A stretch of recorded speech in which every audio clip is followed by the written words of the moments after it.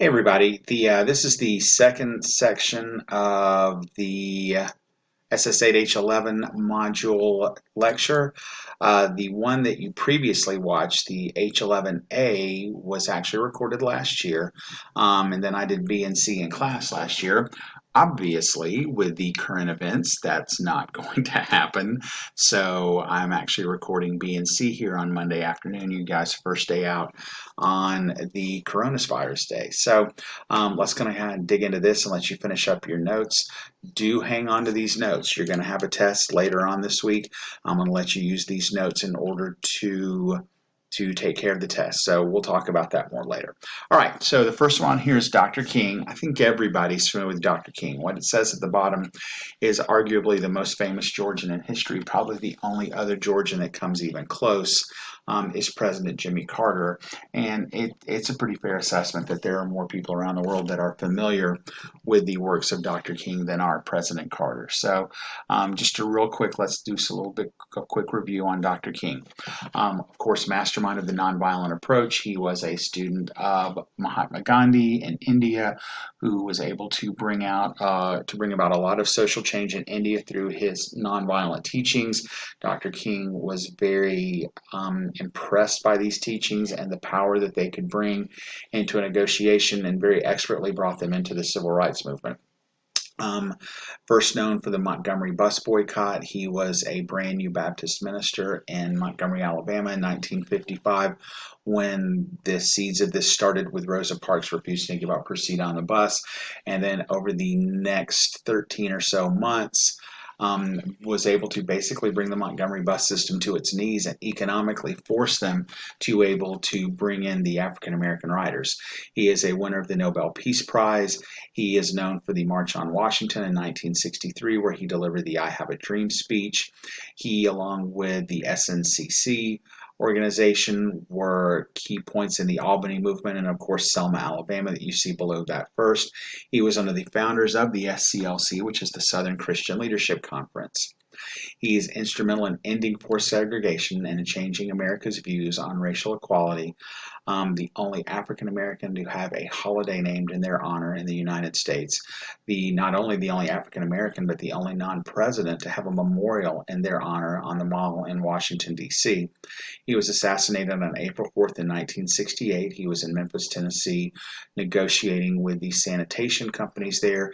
The black sanitation workers were not paid the same amount of money as the white sanitation workers. And as I mentioned earlier, arguably the most famous Georgian in history. The next gentleman we're going to take a look at as part of the module, and up here at the top, John Lewis, and I kind of didn't make the screen wide enough. I'll make that a little bit bigger up here for the moment. You can see in the upper right hand corner, this is John Lewis. About 8 years ago, he's receiving the presidential Medal of Freedom from President Obama at the time. He has been active since 1960 with the SNCC. This is actually John Lewis being attacked on Bloody Sunday in March in Selma, Alabama in 1965, as you'll remember the depiction from the movie we saw a couple of weeks ago. He was an early chairman of the Student Nonviolent Coordinating Committee, who organized freedom rides, who organized sit-ins. John Lewis himself was instrumental in the March on Washington. He was severely beaten, suffering a skull fracture during the Bloody Sunday March in Selma in 1965. He has been a member of the United States House of Representatives from Georgia since 1986. The SNCC itself, the inspiration was the Greensboro Four in Greensboro, North Carolina in 1960 in the lunch counter sit-in. John Lewis was an early leader. The group itself organized many peaceful lunch counter sit-ins, freedom rides, was an organizer of Freedom Summer from the training of the civil rights sit-ins that I showed you in class last week. The SNCC was made up of mainly high school and college students. They were at the forefront of the Albany movement. One of their biggest pushes in the 1960s was to get black voters registered so they could have more of a political say-so. They were instrumental in helping African Americans gain seats in the Georgia General Assembly in the mid-1960s, where we had the first African Americans elected to office in literally 100 years since the Reconstruction period directly after the Civil War. The SCLC, and just that up for just a second. Yeah, we can leave that right there. This is the Southern Christian Leadership Conference. This was created in 1957, and as the organizing of the Montgomery bus boycott was going on, led by Dr. King. The headquarters were eventually moved back to Atlanta when Dr. King came back to become co-pastor of the Ebenezer Baptist Church in the Sweet Auburn district in downtown Atlanta. Their tactics were a little bit different than SNCC. They filed many lawsuits in protest of segregation and unfair business practices towards minorities. They were instrumental in planning many protests, marches, rallies.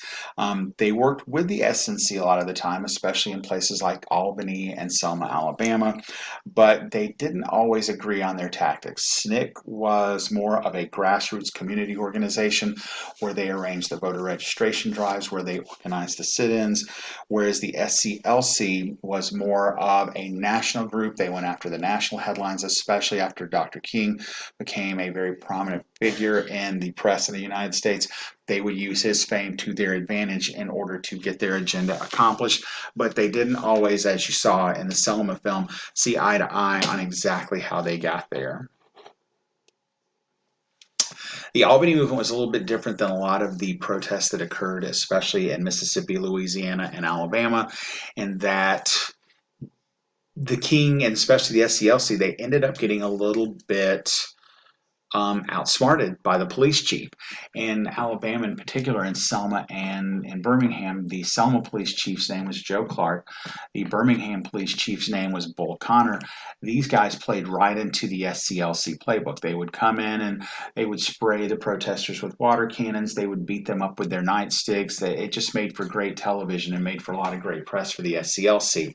The guy in Albany was a little bit different. Albany, Georgia, we're up here where you see my cursor. If you look down towards the bottom, kind of up here, this is Hall County. This is where we're located. Albany, Georgia is down here in the southwest corner. Alabama over here in Florida, right down here. Laurie Pritchett was the name of the police chief. This is a picture of him over here to the lower left. He contracted with jails from about 60 miles out, knowing that the civil rights groups were coming into his town. He, instead of packing the prisoners into sardines into the one Albany jail, he split them out through many different communities. So even though they were crowded, as you can see this picture right here, they weren't as crowded as they had been in cities like Selma and in particularly Birmingham, Alabama. As soon as they arrested the protesters, they almost immediately released Dr. King, which, with Dr. King not being locked up, that took a lot of the publicity away from the situation. A lot of the news media outlets left, and that took the publicity that the civil rights organizations needed so badly to further their agenda away from Albany. So King initially considered this a bitter failure, whereas they had had a lot of successes in other places, especially Montgomery, Alabama, and the bus system. This did not turn out well, and the police chief kind of outsmarted them temporarily. Desegregation was eventually brought upon Albany. There were black leaders elected a few years later, so it did lead to change just a lot more slowly than it did in a lot of other places where the SCLC was involved. In 1963, Dr. King and civil rights leaders were incredibly frustrated. They had been moving for a civil rights legislation.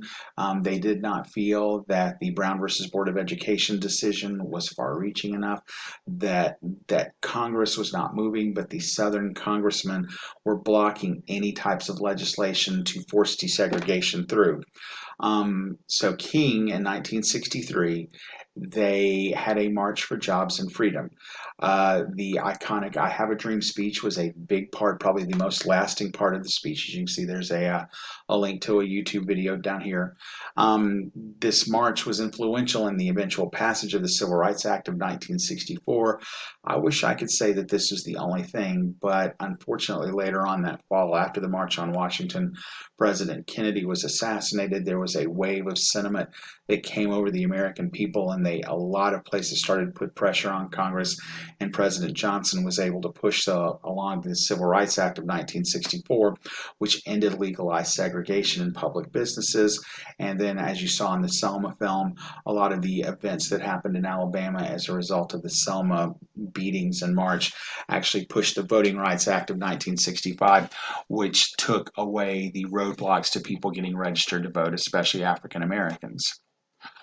As far as SS8H11C, this is the last part of the civil rights content. Kind of going over the Civil Rights Act that forbade discrimination on the basis of sex and race in hiring, promoting, and firing. The Southern congressional Democrats were obviously very upset about this, very strongly opposed. Their leader was Richard B. Russell from Georgia.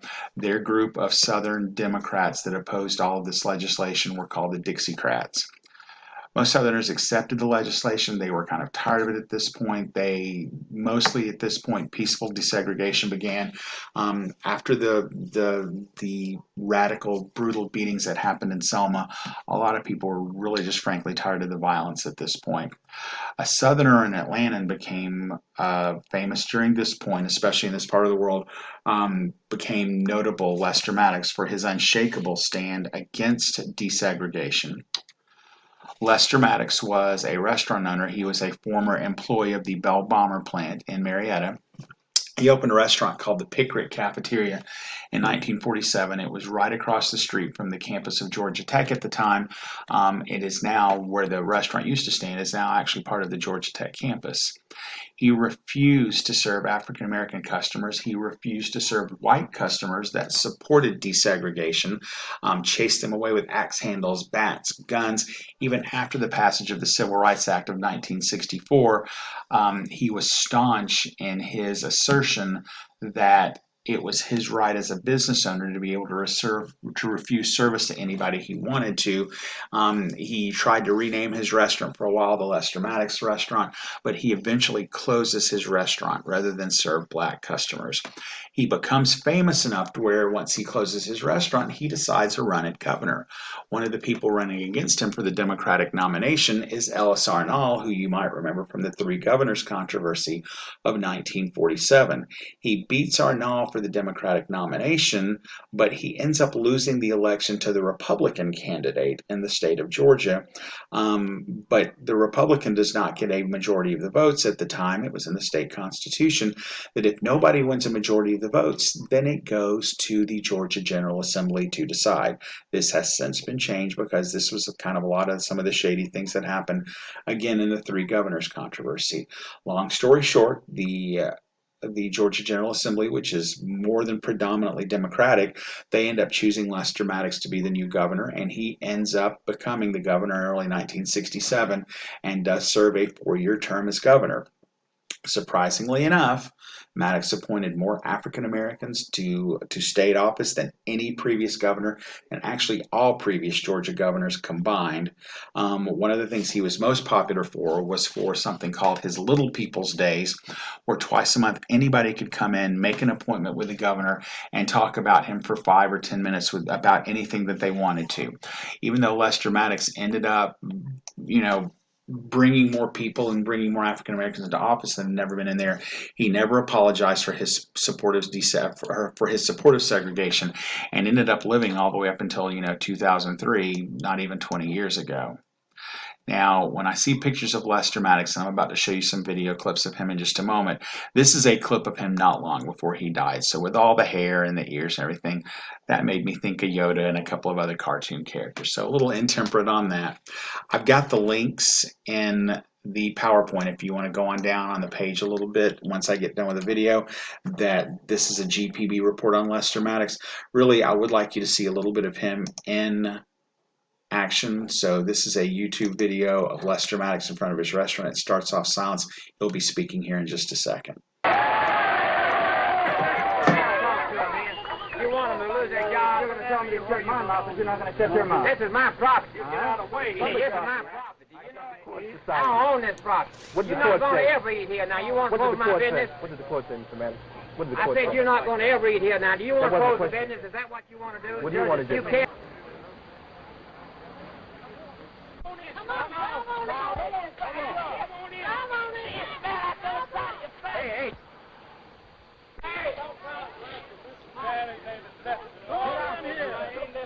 say that, Lester. Come on right now.